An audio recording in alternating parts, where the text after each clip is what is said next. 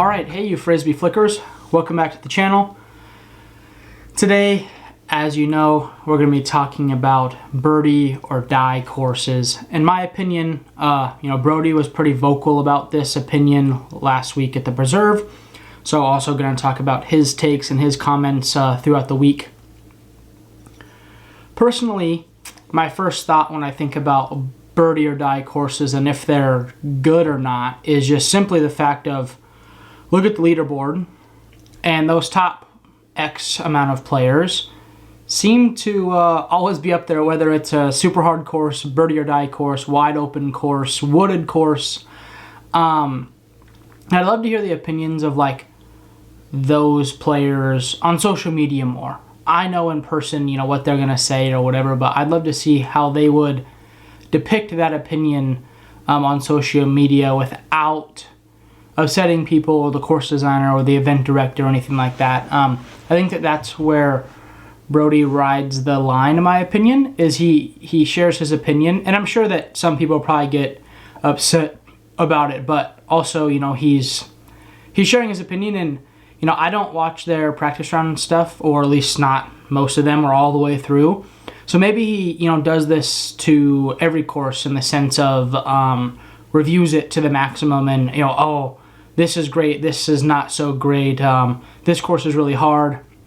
But one thing I will say before I even read to you what Birdie said or my personal sentiment on the thing is the same thing I said on the Tour Life podcast when I was on there. If you haven't checked that out, go to Tour Life, check out the episode. It was Ricky and I. Check it out. And at the time, Cynthia Ricciardi was kind of, I'm just going to use the word complaining about the Portland Open courses and how it was just rip after rip after rip, and it was too far and too long. And, it kind of started a controversy because Maria Oliva looked like she subtweeted back to Cynthia and said, oh, well, you need to get stronger, you need to get, more endurance and this and that. And my response to that I said on Tour Life was, you need to like establish yourself as like a player. Like Calvin. If Calvin complained about a course and then got 50th, it would be like, okay, yeah, like you just don't like the course.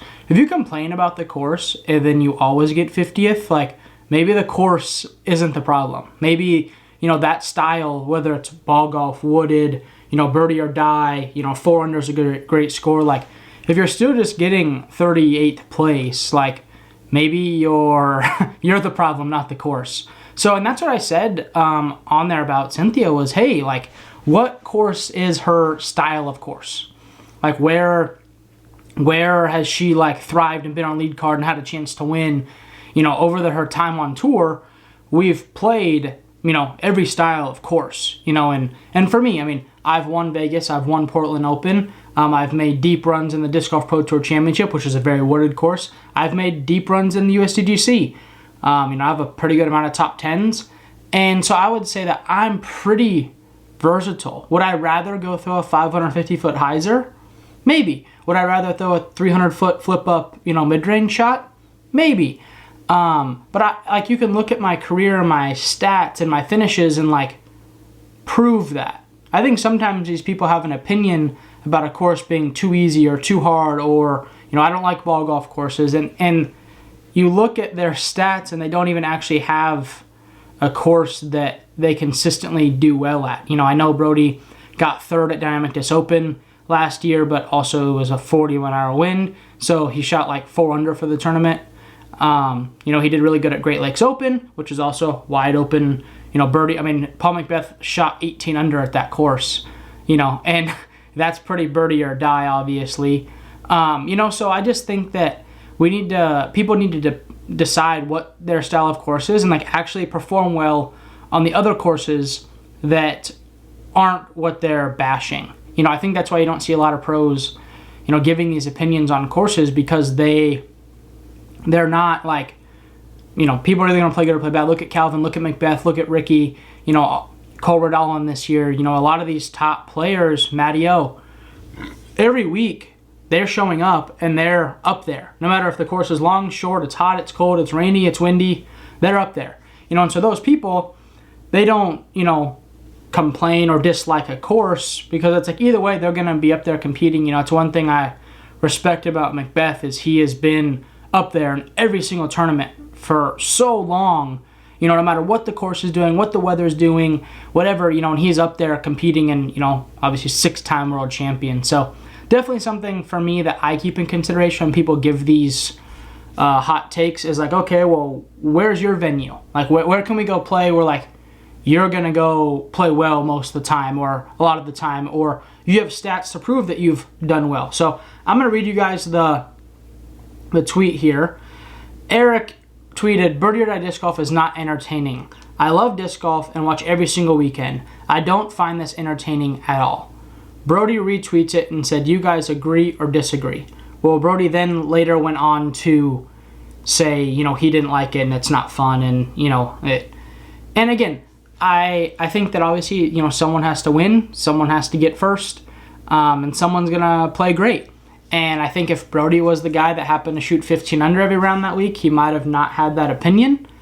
But also, again, Ricky won, and I think that no matter what, Birdie or Die or not, the rounds Ricky shot and the way he played, is like commendable no matter what the situation is. No matter how many easy holes there are. I mean, those holes are still 1,000 feet. I mean, when I think of Birdie or Die, I think of a 250-foot hole that there's no out of bounds. That's my Birdie or Die. Going out there and playing a 1,000-foot hole, with OB here and there, whatever, that's not per se Birdie or Die to me. And yeah, do people shoot great rounds? And yeah, did people eagle hole 18 every single day? Yeah, I'm not saying like the Preserve's the hardest course in the world, but Kale, the event director, the course designer, he didn't want to riddle the course in OB and hazard and all of this stuff. He wanted you to be able to go out there, play disc golf, and enjoy the property. And here's a point that I really do agree with Brody on. I think that he makes a great point, and I think that this kind of brought it around for me in the sense of like, I 100% agree with this, is what's better? Hole A, great tee shot, birdie. Good tee shot, outside look at birdie. Okay tee shot, scramble for par. Bad tee shot, bogey at best. And that, to me, is like more like golf. And then here is hole B. Great tee shot, birdie. Good tee shot, most likely birdie. Okay tee shot, outside look at birdie. Bad tee shot, easy par. So, again, that's where I 100% am on the side of, what Brody is saying here. And like I said, I'm just using him as an example because he was vocal about this. I'm not trying to single him out. If there's other pro disc golfers that had voiced this opinion or these opinions, I would also be using their tweets. He's just the one that was vocal, and, a bunch of people replied to him, so there was plenty of content to talk about from those. I like the hole that has separation. I think if I park it and, XYZ player next to me shanks in its first tree, I think that I should get a benefit, obviously, of throwing a great shot. Just like in golf, if I lace it down the fairway and you slice it into the trees, I'm then going to have an opportunity to score on you. There's no guarantee. You can hit a miracle out of the trees and make a 20-footer for par or birdie, and I could not hit it that great and, 2-putt for par, and we get the same score. But if that happens 10 times, you're not going to keep hitting a miracle, and I'm going to keep, just parring along or whatever. And even if I did keep parring along, your miracles are going to end, and eventually you're going to bogey or double bogey, and now I'm gaining strokes on you without even needing to be perfect.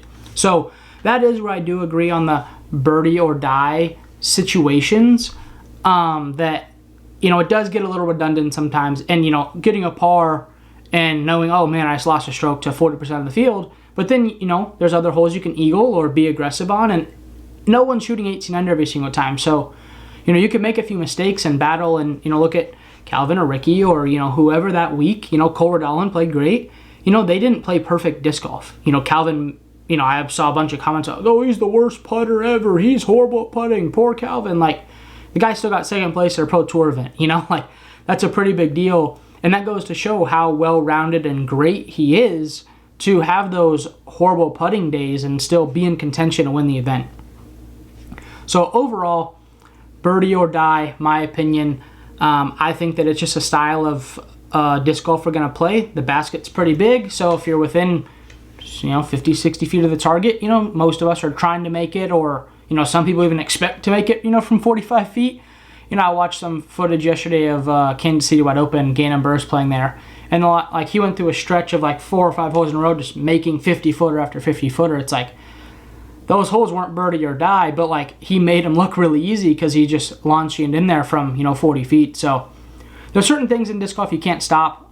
That's people being great putters, being great throwers, great players. Like I said, we can't stop Calvin, we can't stop Ricky, we can't stop Macbeth. There's a bunch of Dickerson, all these people. I'm not trying to leave anybody out that are consistently up there playing great. No matter what the course throws at them. So I think you just got to go out there, battle the course, battle the conditions. And obviously the best person is going to win that week. And if you do want to voice your opinion on liking the course, not liking the course, you need to probably make sure that when you're at a course that you like, that you're not also still getting 36th. Just my take, just what I think. I think a lot of these course designers and stuff, take this stuff personal. And without them volunteering and doing a lot of stuff for us, we wouldn't have events. We're not the PGA Tour.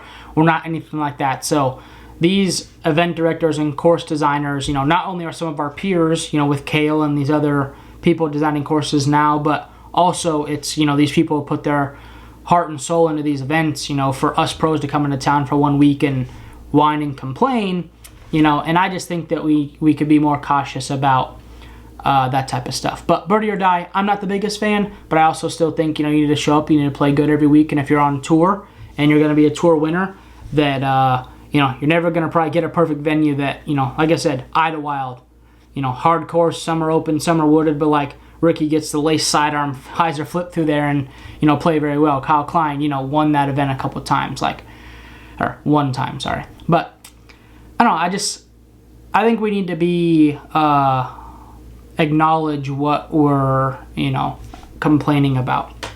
But it is a constructive conversation. It is, everyone's welcome to their opinion. I just think that birdie or die, as I'm not the biggest fan, I still think that, it's part of our game. And I think that it's going to be hard for people to make courses for us that aren't really birdie or die at some point. So thank you guys for watching. Thank you guys for being part of the channel. Elbow, I still have about 4 weeks till I can start doing anything. So stay tuned for some lefty content. Maybe try to even review some disc left-handed if I can get the form dialed in a little bit so I at least know where it's going. Thank you guys for tuning in. We'll see you in the next one.